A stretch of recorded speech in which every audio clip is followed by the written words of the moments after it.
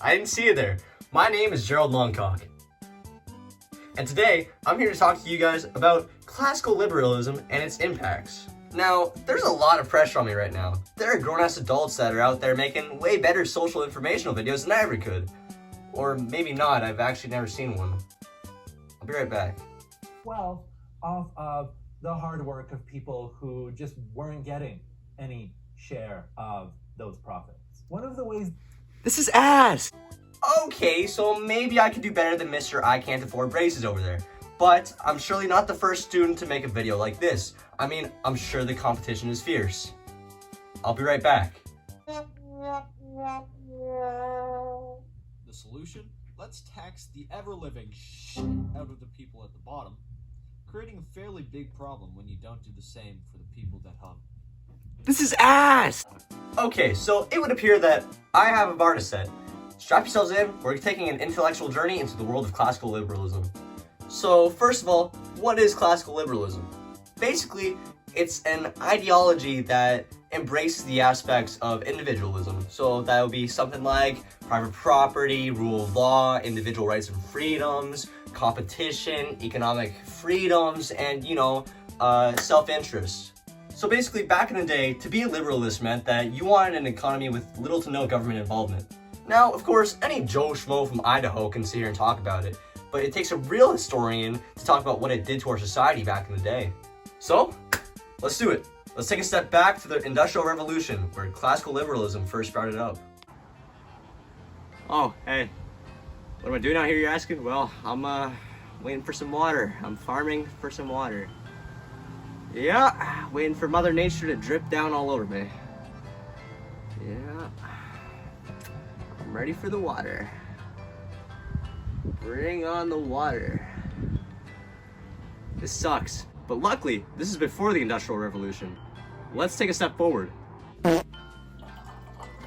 Now this is more like it. You see, this is during the Industrial Revolution where instead of farming for we use machinery to produce high quality goods.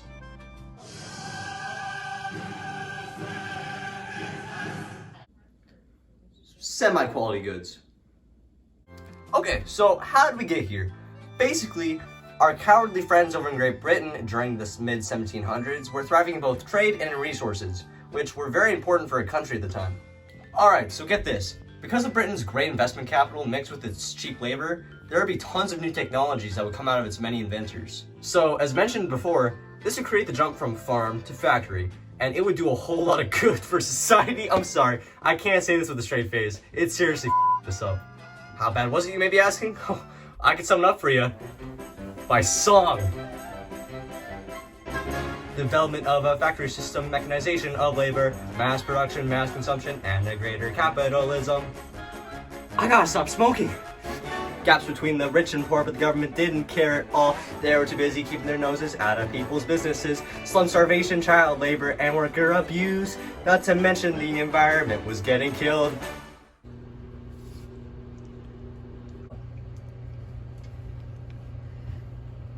Let's talk about women. This here, my friends, is a woman. I know, slow down, Einstein. But speaking of women, we should be talking about feminism, because that played a good role in the early days. Feminism, the belief that women should be treated with respect, akin to a man. Classical liberalism did pave way for women to fight for these rights, but it didn't really do much, because it was in a more male-dominated world where us guys just didn't think women could do what we could do. This is mansplaining. Now, this would all change when radicalist J.S. Mill stepped into the picture. Now, you see, Mill was a sucker for equality. He believed that women deserved the opportunity to do whatever they want, just like how men could back in those days. But at the same time, he recognized that it would be a challenge to do so because, well, women had lots of limits placed on them from us guys.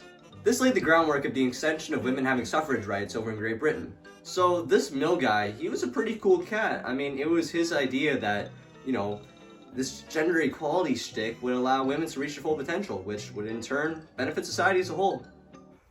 So yes, classical liberalism did do a lot of harm to society. I mean, there were slums, child labor, all that stuff, but hey, women can vote now! So yeah, there were tons of positive things to come out of this whole situation. I mean, unless you're in China, child labor is pretty much gone. Not to mention, over here, gender equality is doing pretty well for itself.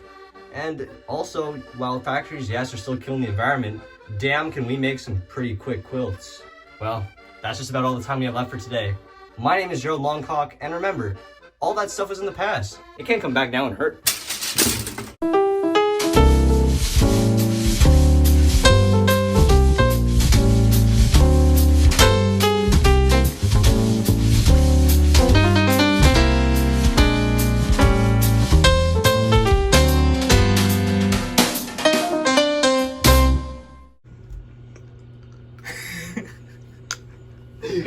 And what do I say?